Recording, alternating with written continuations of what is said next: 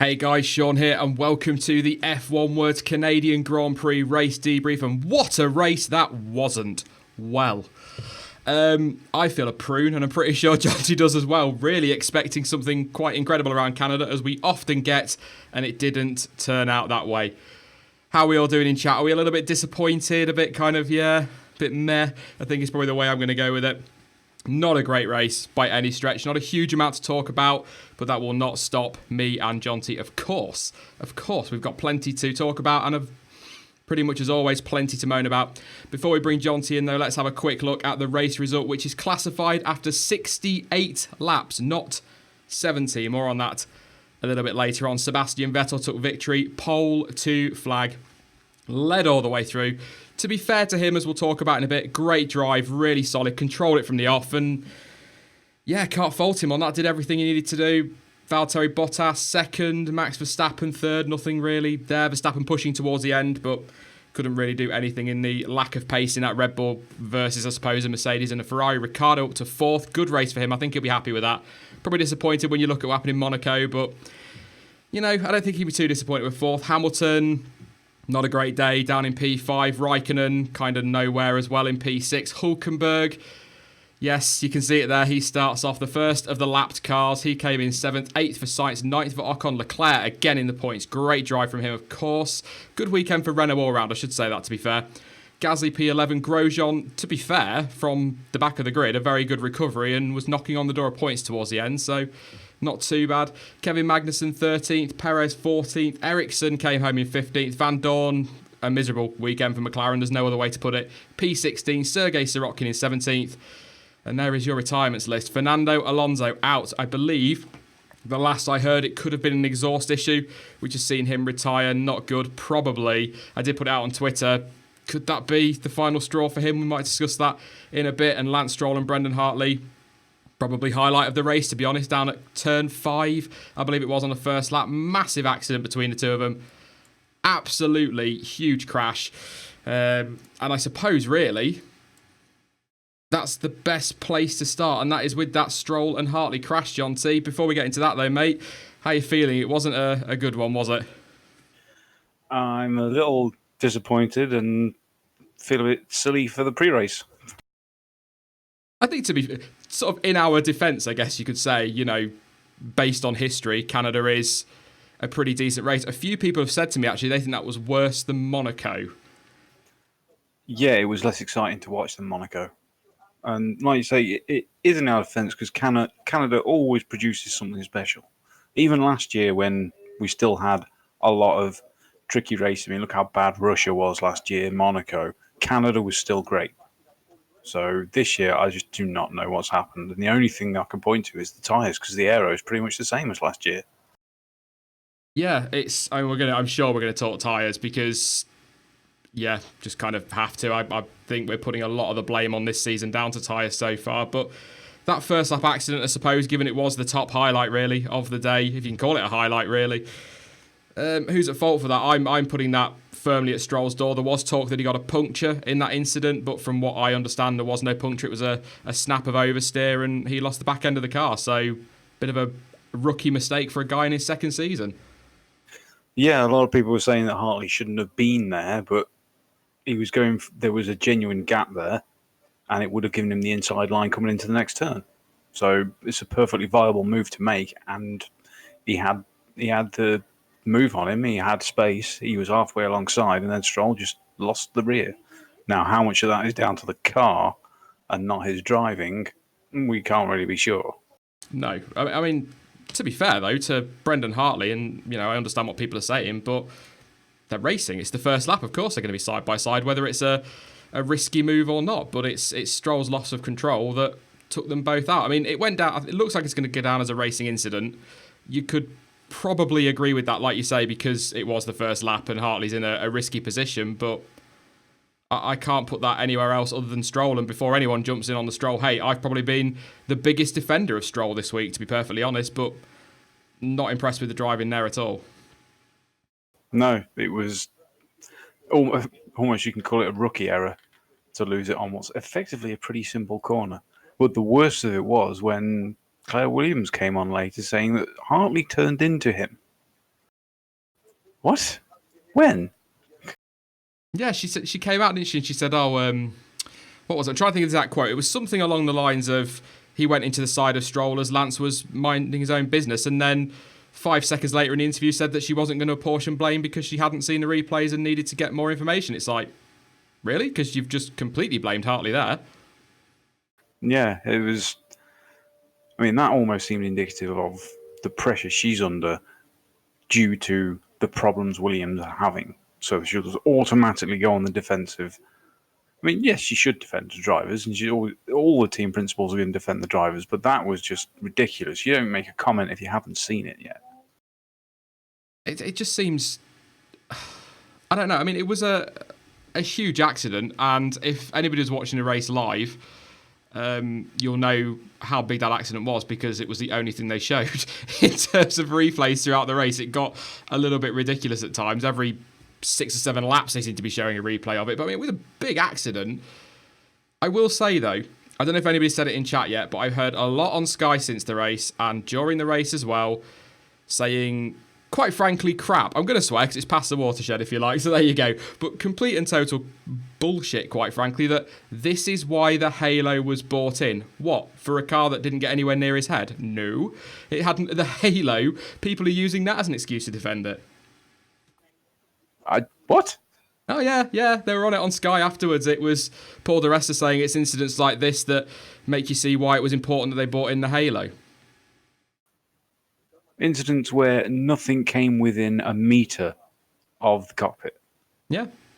Absolute hogwash. I mean, I'm not going to slate the Halo because it is there, and I'm kind of at a point where I'm used to it. But to start using another accident like the one that was it Makino? I think it was.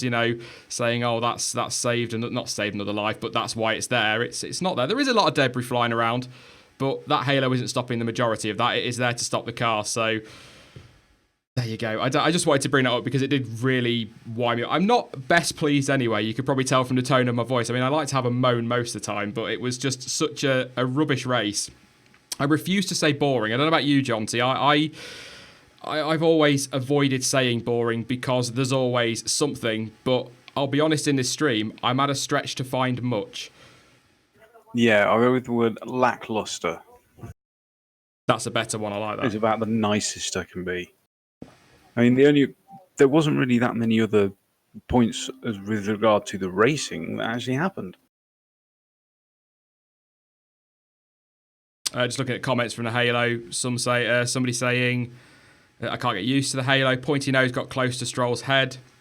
If the nose did hit the cockpit without the Halo, it would have killed Stroll. Absolutely, but it didn't. So that's kind of the point I'm making. I know that if Brendan Hartley's car had gone across, then absolutely the Halo's done its job, but the car was nowhere near the Halo. So Sky using that as an excuse to defend it is rubbish. That's all I'm saying. I'm not slagging the Halo off or saying that it shouldn't be there. I'm just saying this accident had nothing to do with it. But the race itself, I mean, we'll talk about Sebastian Vettel because I think that's got to be really the only fair way to go about it. He was impressive today. He controlled that race, Jonty. He was in total control from flag to finish, even when it looked like, from lights out to finish, sorry, even when it looked like Bottas was going to make a late charge at him, he managed to just pick up that pace when he needed to, and it was quite clear he was managing things, which from a racing perspective isn't great, but he was doing what he needed to do.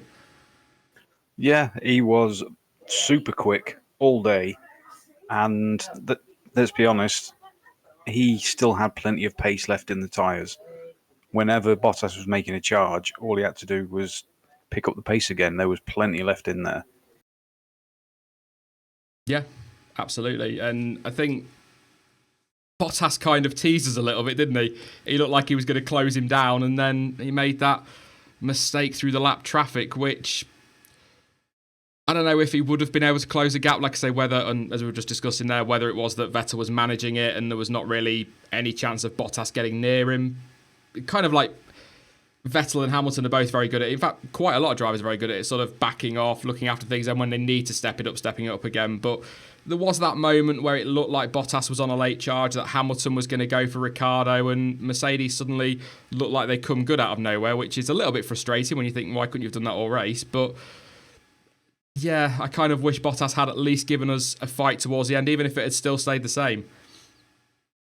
Yeah, he did look quick, and he certainly picked that pace. I mean, he got to he was only about 1.3 down at one point, and then all of a sudden it was 3, and then 5, and then 8, and he only went off that once. So maybe that was big enough to kill kill what he got left in the tires. I don't know, but it was teasing us, the same as Max was teasing us and Lewis.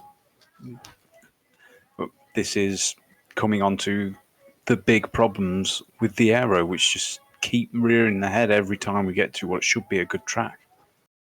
Well, it's the aero and the tyres that appear to be the big talking points this season and again this weekend.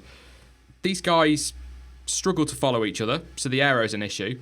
But looking at the tyres, which I know is something that's left you a bit miffed, to be honest, Jonty, and I think a lot of people as well, including myself, Pirelli have bought tyres that are right on the cusp of being able to run races to a one-stopper. So all the drivers need to do is drive slowly for a bit and they can one-stop and keep track position, which is not really the brief that we were given from Pirelli. A lot of talk was these will degrade quicker, they're a compound softer or a grade softer, they will give us more unpredictable races, more pit stops and more action, and we're not getting that at all. Yeah, we haven't got that even slightly. I'm starting to wonder if with the big changes that they brought in last year to make all the cars faster, and they have been a lot quicker, we know this, 3, 4, sometimes 5 seconds a lap quicker than before 2017, the race distances haven't been altered all that much. They haven't really been adding that many laps. So overall, the tyres have to go for less distance. There's been a few added here and there, but not a massive amount. Certainly not the amount of time that's been taken off the race time overall. Maybe that's something else that needs looking at. That's a really good point. I'd not really considered that. Yeah, the races don't seem an awful lot longer, do they? I mean, I don't want to go back to, I think it was 2013 levels of degradation where you were getting 4 or 5 pit stops a race. I know it throws excitement in, but that's a little bit too far the other way. But they've got to get these drivers borderline 2 stops. You can make 2 stops, but you might need a third sort of thing. And the only races really from what I can see this season that they've got right, Pirelli, were Bahrain and China. And in China, they skipped a compound, didn't they? So I think they're the only 2 races we've really seen any correct tyre choice, if you like. Yeah, it seems that way. A lot of people saying skip a compound. Yeah, that works. That works. I'm fine with them doing a one-stop as long as there is a massive delta between the compounds. So yeah, by all means, go do your one-stop from a super soft to a medium. But when the other guys are doing 2 or even 3 stops from a super soft to an ultra soft, you're going to have to make sure you can keep that slower medium at a decent pace while they're flying around 3 or 4 seconds a lap quicker. A couple of people in chat saying why not mandatory 2-stop races. That shouldn't have to be putting a mandatory 2-stop in. Pirelli was supposed to do a job, but maybe that's a possibility. I mean, I don't like the idea of forcing them to go 2 stops because it kind of takes some of the strategical element out. But if that's one way to stop them cruising around like they have been, I mean, Monaco was a joke the way they were cruising around. They didn't look particularly on it, although Vettel was quick. They were all quick, to be fair. I mean, a lot quicker than Monaco, but they didn't look like they were really pushing that hard. Maybe it was just me because I was a bit grumpy because it wasn't a great race, but that's certainly how I saw it. Yeah, and we also have to think about how much the engines are adding to this. We know that Hamilton was being told to back off quite a lot towards the end, presumably to save the engine. 7 races for an engine, not at this level. Yeah, a bit of a moany day for Hamilton, wasn't it? He just didn't seem to have the pace. That could come down to the older power unit, but like I said, I'm struggling to really pick out much to say on it apart from to moan. And I feel kind of bad because we hyped it up as an exciting race because it generally is in Canada.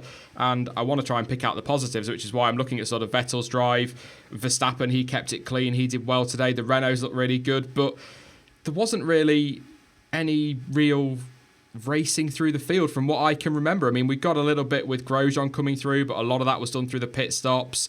Obviously, we got that accident at the start.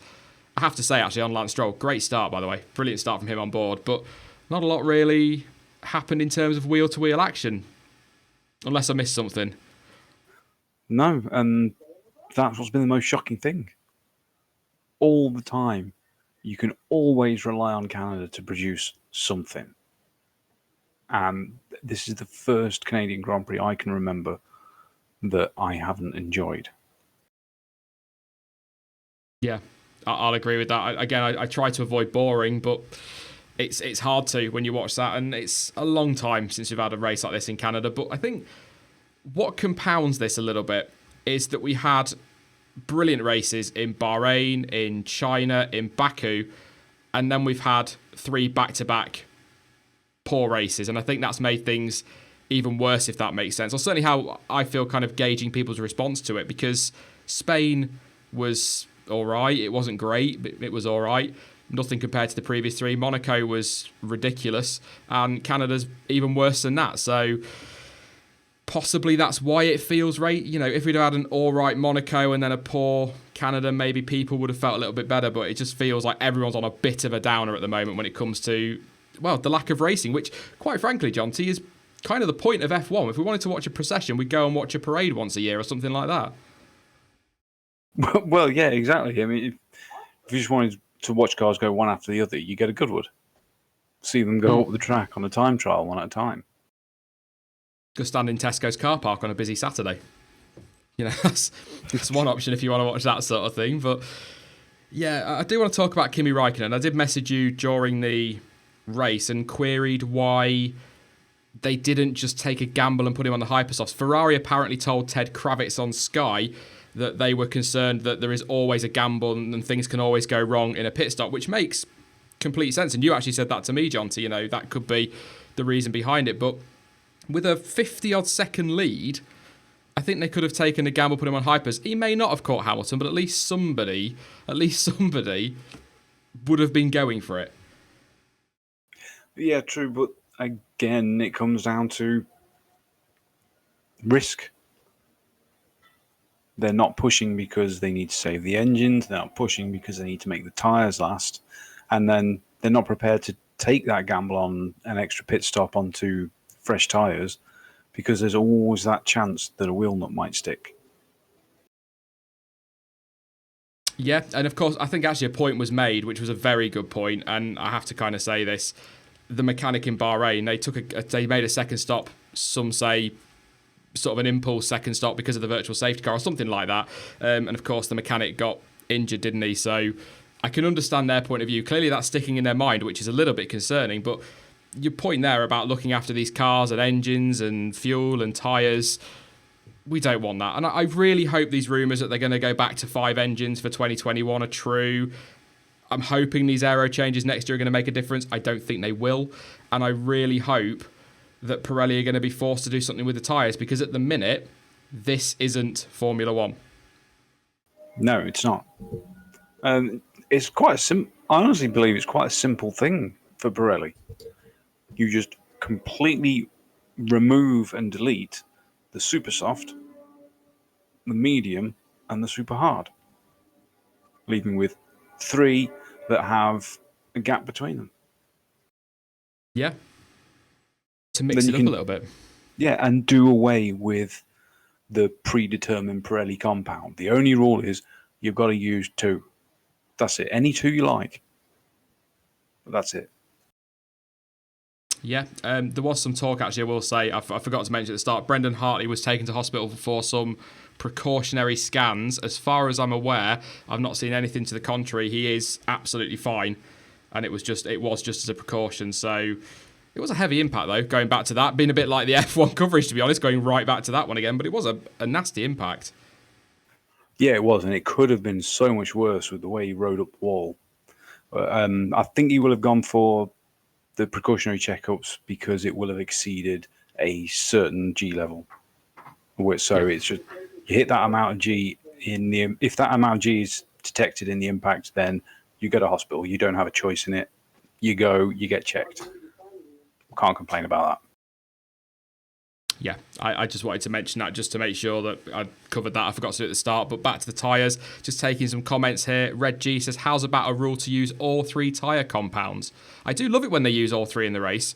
It does give us a lot more of a variable, doesn't it? And makes it a bit more interesting. So could be an option rather than, well, it's forced a two-stop, doesn't it? So it's the same as a mandatory two-stop, but might mix it up a little bit.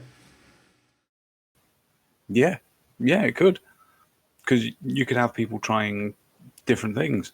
I mean, I know there's probably reasons, and the teams will do this, but I still personally can't get my head around why they always go, if it's a two-stop, why they go the two softest compounds and then leave the harder one for the end. That just doesn't make sense to me. You have the harder one in the middle, so you're quick at the start, and then at the end, the softest compound is going to last a lot longer than it does at the start or in the middle of the race because you've got so much less fuel on board. Yeah, 100% agree. It's a bad example because it's a computer game, but when I've played F1 games in the past, that's how I would always do it. Make sure that you're fast at the two most important parts of the race. Which just... Yeah, absolutely. It's perfectly sensible. It's such an obvious thing to say, isn't it? But it's, I mean, we're stretching a bit with this one, but we'll talk about McLaren. Not a good day. It was a pretty miserable Saturday. Fernando Alonso retired with an exhaust issue, it sounds like. It just doesn't seem to get any better for them. And I put on Twitter, and I'll ask it again. I'm going to put it to you, John T. Is that the final straw for Fernando? I think so. Zach Brown himself said it. I think you mentioned it in the pre-race. That next year, Fernando will probably be in a McLaren of some description.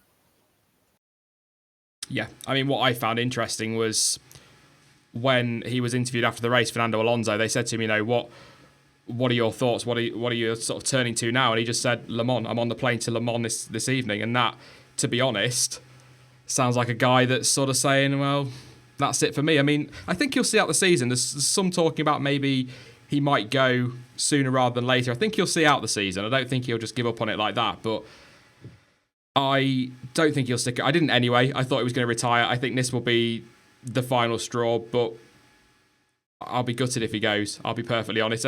But I completely agree with him. I completely agree with that if he decides to go, because he is too good to be, quite frankly, back end of the midfield. Yeah, absolutely. He's just not somewhere he should be. And I did read a tweet, I can't remember who it was. Someone made a point of saying, something is completely wrong and not how it should be. When referencing Le Mans, where Alonso will be going next week, they've got flat out racing for 24 hours. Yes, they do have some elements of preserving the car, but they are really going for it for a whole day. When F1 cars are nursing the tyres after 10 minutes. Something is very wrong there. I can't... I don't really know what to say. I don't want to go on to sort of bashing McLaren because they've had a lot of it this year. Deserve it to an extent, absolutely. But the pace just hasn't been there. And I wouldn't be quite so hard on them had Renault been well off the pace or Red Bull not got in amongst the mix on one lap pace on Saturday. But they've got the same engine in the back as both of those, and they were quite frankly destroyed by them this weekend completely. And yeah, the reliability's not there either, which of course isn't necessarily their fault. I mean, they could contribute in some ways with it being an exhaust issue. We saw it in testing, of course, but I think the fact they are so far off of other Renault-powered cars makes very little sense to me, other than McLaren have built another poor car. It's literally the only conclusion anyone can draw now. There's no umming and ahhing. There's no questions to be asked. It's quite clear and plain for everyone to see that they've just made a dog. Yeah, and to have Alonso in that car, a guy who's got to be worth a couple of tenths a lap, I think we've discussed before, haven't we? Something like that. So it doesn't make an awful lot of sense for him to stick around if he knows he's got the pace still, and we've seen he's got the pace still, to drive that McLaren. I just can't get over how bad that race was. I really can't. It's really bugging me because it's Canada. Canada doesn't do this to us, Jonty. I know. I'm almost shocked, not just surprised, shocked at how unexciting it was. Thank you very much to Twigster13 who's made a contribution. Really appreciate that, mate. Says, can only blame the chassis. Absolutely. I think that's kind of the conclusion we have to come to now. You can cut them some slack because it's a new partnership, but we're 7 races in and then nowhere near where they should be. I am going to read some of your 3-word race reports. I managed to say it this time around. Boring, boring, boring seems to be a popular one. This race sucks. Boring as balls. Says, that's brilliant. Says Petty Wheat Straw. I think I said that right. Robotic Hamster, disappointing for Canada. Brendan, another boring race. The Corner Wookie, what a disappointment. Stroll into Hartley. Crystal Racing, Bois, me asleep. Jaden says not Canada 2011. Joel Collier says best lap 1. I think that kind of sums it up, doesn't it? Have a look through some of these. I won't read that one. The Corner Wookie again, clean for Verstappen. Bruno, it was a procession. Luca, not that interesting. Ben Chapman, Alonso is done. Victor Ernst, many blue flags. Jack Rose, exciting lap 1, another one. A couple saying Max didn't crash, which is good. We have to give him credit for that one, of course. Michael, expectations not met. I think that's kind of how I feel, to be honest, John T. That's a really good way to sum that up. Just expectations not met at all. Yeah, absolutely. And just going back a few minutes, I saw someone mention it in the chat, and I had heard it before, so I've just been checking Twitter and news reports. A 3-word report you can add to that is Halo causes injury? ? Brendan Hartley went to hospital for extra scans and checkups because of the violence of his helmet hitting the halo. Is that true? Is that correct? I've just been looking at slow-mo of the crash, and when he goes sideways into the wall, his head whacks the halo so hard. Wow, I'm going to go back and watch that after the stream. That could be... Well, I wasn't expecting that, I'll be honest, because that's there to protect them, surely. But, yeah, that's taken me back a bit, sorry. Yeah, I've stuck a link in the chat for people. Yeah, go and check that one out, because that's... Yeah. Open it and watch it later. Yeah, I will do. But yeah, if you've got any 3-word race reports in the chat, pop them in now and I will try and read some out as we go through.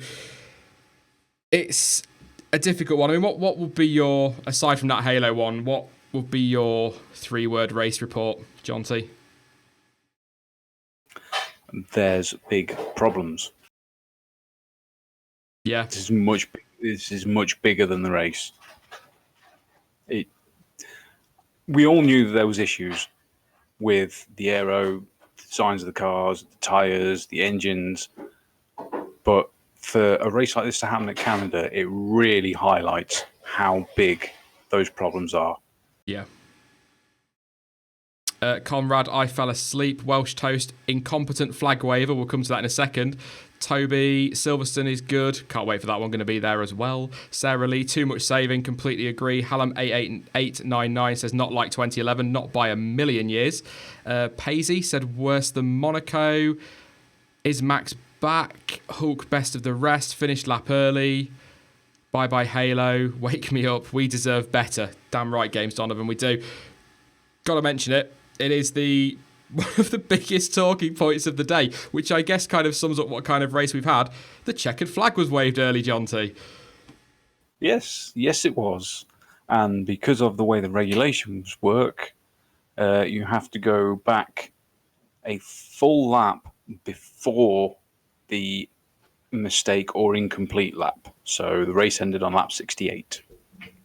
Which made for a very entertaining moment when Daniel Ricciardo found out that his 2 fastest laps had been deleted.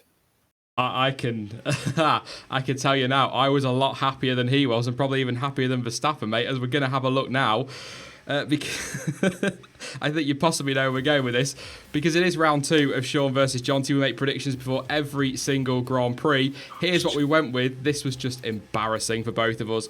But thanks to that mistake with the checkered flag, I've managed to claw it back to tie it up with that fastest lap for Verstappen, Jonty. Technicality. Love it. Yeah. Yeah, it wasn't the greatest, was it? It's quite embarrassing, really. With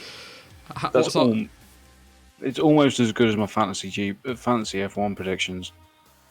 Yeah, it wasn't brilliant. Well, I think I'm gonna have to look a little bit more into these, to be honest. It is 3 apiece after 2 rounds, so let's see if we can sort that out next time round. Jonty, we need to look, maybe do some research, possibly even question how much we really know about Formula One, because we don't appear to be very good at this.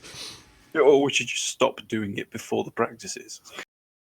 That's a good idea, actually, yeah. The problem is I do my race preview, don't I? So it's a little bit difficult for me. But one man I do want to talk about before we go on to any Q&A or anything like that is Charles Leclerc. Another points finish, totally deserved. Another very good race. It looks as though Ferrari is staying at Ferrari. Raikkonen is staying at Ferrari next year. However, if they do decide to get rid of him, as unlike Ferrari as it would be, he's got to be putting himself at least in contention for that. It's Yeah, very much so. I mean, I'm delighted that he got another point. Of course you are. You said 10 points finishes this season, so you have to be excited about that one and delighted about it. But I don't think he'll go to Ferrari next year. I still think he's too young. I don't think they'll gamble on him. But he's kind of forcing them to consider him, isn't he? I think is the best way to put it. Well, yeah, he's certainly staking his claim to a bigger seat, and not just Ferrari will be looking in his direction. All of the teams further up the grid will be keeping an eye on him. I mean, let's be honest, if Ferrari weren't ready for him and someone like Red Bull or Mercedes approached and said, "Hey, do you want a seat?" I know I'd be going. Yeah, he's got to be in that bracket, hasn't he, of the young talent, well, not coming through because he's very much in Formula One now, but young talent that is on people's list. I think, I mean, I'd probably argue Max Verstappen's still on there. He's still only 20, but there are quite a few drivers on that list, and he's got to be near the top end of it. So it's going to be, I think this driver market, silly season, whatever you want to call it, is going to be interesting, and there's so many twists and turns, but he's doing himself no harm whatsoever. He's got Marcus Ericsson in his pocket. There's no denying that. As much as Discord will hate me for it, it's absolutely true. He's in control of that. And it's his 7th Formula One race. That's it. 7. That's what keeps kind of, if it was his 2nd season and we were 7 races into it, you wouldn't be surprised that he's maybe challenging for points. But 7th race of his career in a Sauber. Yeah, 7th race in a Sauber, 3rd time in the points. That just can't be argued with. I think he's got a great shot of getting himself another drive further at grid next year. Maybe it will be Haas. Perhaps Ferrari will take a gamble, but I guess we shall have to wait and see on that one. I'm going to apologise straight away. There's not a huge amount to talk about unless we just moan about the checkered flag thing, which I will say, it wasn't her fault. She's not stood there on the finish line with fingers and toes counting the laps down. She was told to wave that, so I think people need to just lay off a little bit on that one, to be fair. But it was a bit of a cock-up, so there's not really a huge amount to talk about. So we are going to go into Q&A. It's a little bit later tonight as well. I know you've got work tomorrow, Jonty, so I don't want to keep you up moaning at you for too long. So thank you very much for the contribution. Sebastian Vettel, number 5, says the problem with McLaren is Alonso factor. He used to insult the people in Ferrari back in 2010s and 2014s. Same happening now at McLaren. See Honda now. It's an interesting comment. A lot of people have been saying this, including in the Ask Nico bit on Sky, Nico Rosberg. Yes, did you see that? Happily no. I missed that. Yeah, he was. Someone asked about Alonso, and he said, "Well, it's Nico Rosberg said, well, it's plain to see it's all his internal politics and games with teams that's causing problems." A little bit of people in glass houses there. But yeah. Sorry, I was just looking at a comment there and I've gone and lost it. Hayley says it wasn't her fault, it was the marshals. Absolutely. I can't find it, but somebody said that it wasn't why wasn't it a fan doing it? I do agree that it should be. It was Robert McPhee, there we go. Why did we have a non-F1 fan doing it, though? I do tend to agree with that. That's something that they could maybe give to the fans. Sort of competition winners or something like that. Just somebody that's going to be passionate about the racing, not just because they're a celebrity. Yeah, make it like a raffle or something. Even raise some money for a charity. Rasu, I forgot to mention this, says, is there someone to blame in Perez's incident in Turn 1? I think if I were to put faults at anybody there, it would be more Perez and Sainz, but I don't think there's anything in that. I think it was a racing incident. Sainz, again, I love saying this, but aside from evaporating, there's not really a lot he can do there. Perez did turn in, but no, I think that's just a racing incident for me. I don't know what you think, John T. Yeah, very much racing incident. There was nowhere he could go. Maybe he could have braked a little bit earlier, but that's about it. However, Perez did do a masterful job of keeping that car from spinning. Me and John T need to buy F1, says vlogging at Charlie. Dennis O'Boyle, where does Perez go next, or do you think he will stay at Force India for the remainder of his career? I think he's in there. He's got to be in, or not got to be, he could well be in the bracket, if you like, of Ferrari. He's got to be in there as a possibility if they do look for somebody to replace Raikkonen short term. But he does strike me as a bit of a Hulkenberg, a bit of a Nick Heidfeld, who's probably going to spend the majority of his career in the top end of the midfield, which isn't a terrible place to be, but I think that's kind of how I see Perez. Yeah, and the other problem with Perez, I think he's been around long enough now and sort of been leading Force India for long enough that I don't think he would work well as a number 2 driver. Yeah. We saw that last year, didn't we, with Ocon? So, yeah. Kyle Murray says, maybe Claire Williams could wave the flag. Surely she can mess it up worse than today. There you go. Do you agree that Kimi is underperforming? He's definitely dropped in performance, hasn't he, John? He was so good at the start of the season, but he's definitely fallen away. Well, yeah, 4 hours ago we were bigging him up about how well he's started this season, and then he goes and does a race like that, where he just wasn't really on the pace at all. Liam Ward says, Red Bull Racing better off with Honda or Renault? I'm going to jump in this one and just say, in defence of Honda, there was a lot on, I know I keep talking about Sky, but that's where I watched the majority of my coverage, but Ted Kravitz was talking about how, going to Honda is a gamble, and yes, they've got better performance than they had last year, but they're still unreliable. Renault have been shocking with reliability this year as well. It's not like Renault have been brilliant. In fact, okay, there's more Renault power units out there in more cars, of course, but they've had a lot of failures as well. Number of drivers on the cusp of penalties. It's not just Honda that have been suffering with reliability. I'd go for it. They're not going to win the title with a Renault power unit as it is at the moment, and their best shot of progressing any further is with a works deal with Honda, where they can put all their focus on Honda and Honda can put all their focus on Red Bull. I'd gamble. Why not? Yeah, I'll go for it. And looking on the performance today, this weekend, Hartley qualifying 12th with genuinely good pace. You put that engine in the Red Bull chassis, it'd be very interesting to see what it can do, because the Toro Rosso out-qualified the McLaren on pace. Yeah. That's kind of how I feel. I mean, Red Bull are likely to be third in the championship between now and 2021 every year. They might sneak a crafty second or something like that, but I can't see them challenging for the constructors. So worst case scenario is they put a Honda in the back of it and end up fifth, but the money's not an issue, so that's not going to hurt them too much. And I think somebody just said in chat, I was looking through, in fact, there's one there, Mr. Miyagi said Honda has more potential. I think that's kind of it. Look towards 2021. Red G, that was who said it, Honda with a view to 2021. If they can get all, couple of years of development, they're happy with what they see. Red Bull are happy with Honda, Honda are happy with Red Bull. Perhaps that's an option there. Yeah, it could well be. And this does also tie into some of the over-strict control of money and what have you, because you have to think that Red Bull would have enough money, during this season, just send a small team at the factory off to build another car and stick that Honda engine on it, send it off to a track somewhere, see how it does. But they can't do anything like that these days.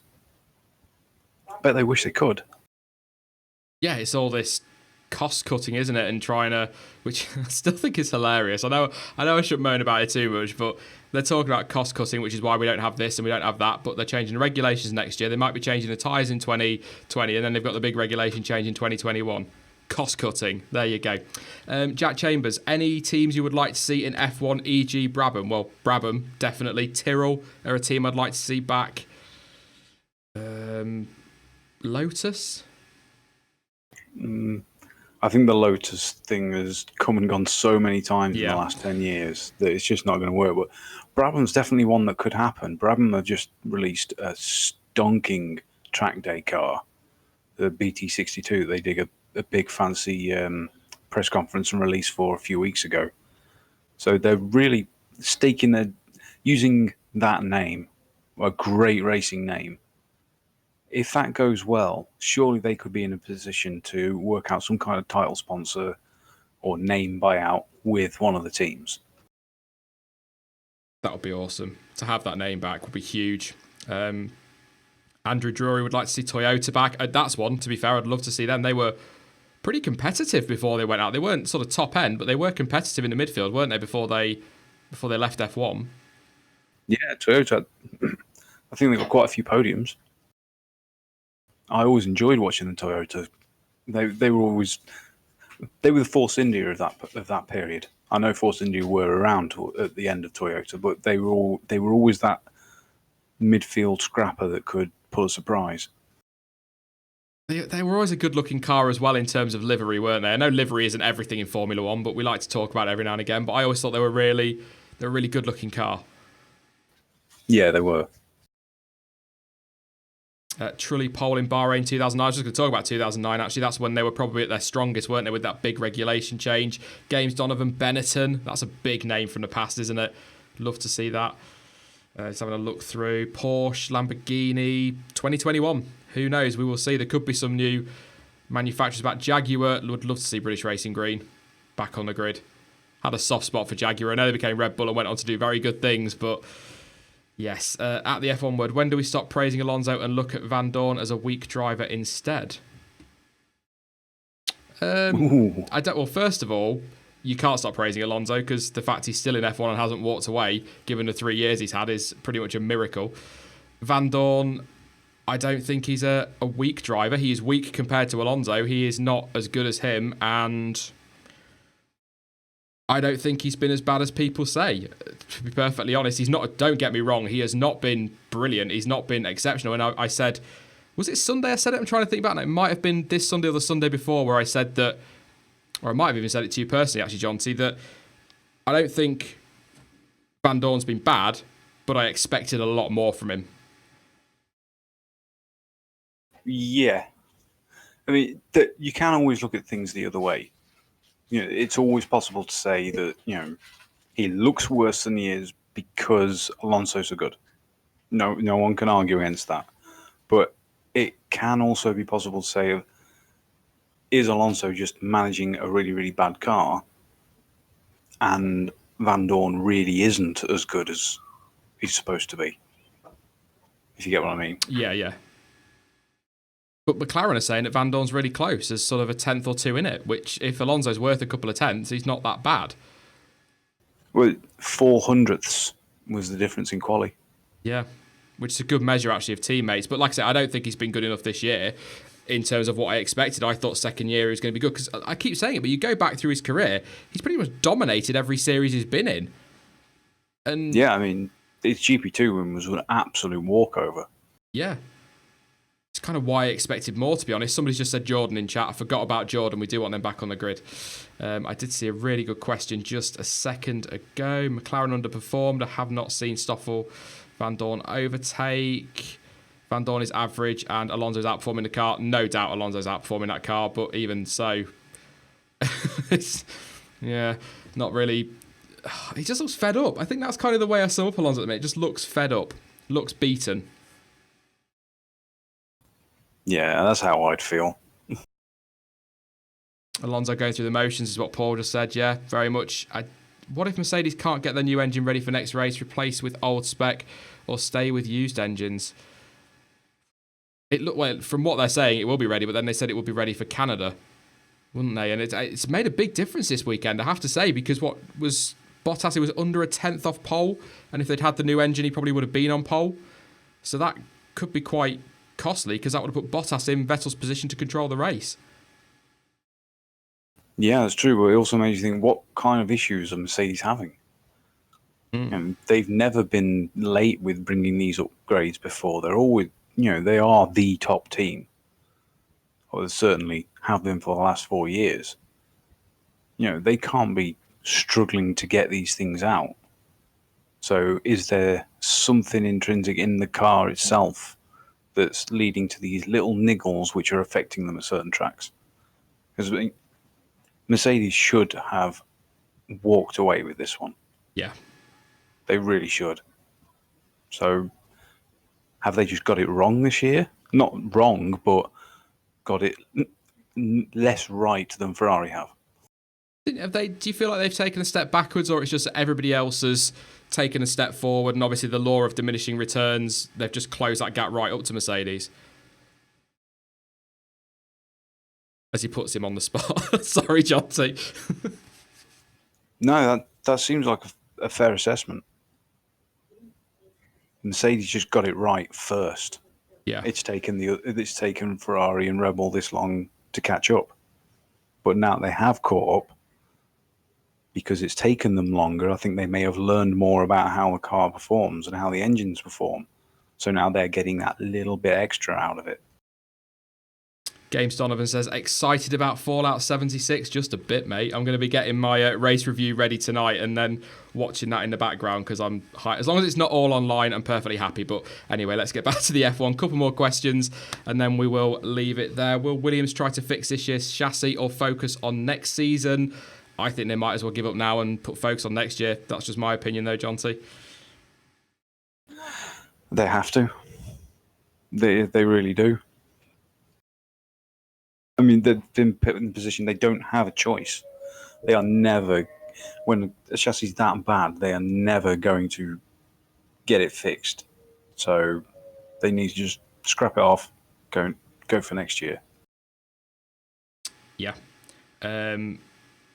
Jack Chambers, would you have more than one tyre manufacturer again and teams get a choice of Bridgestone, Goodyear? I'd bring back the tyre war in a heartbeat.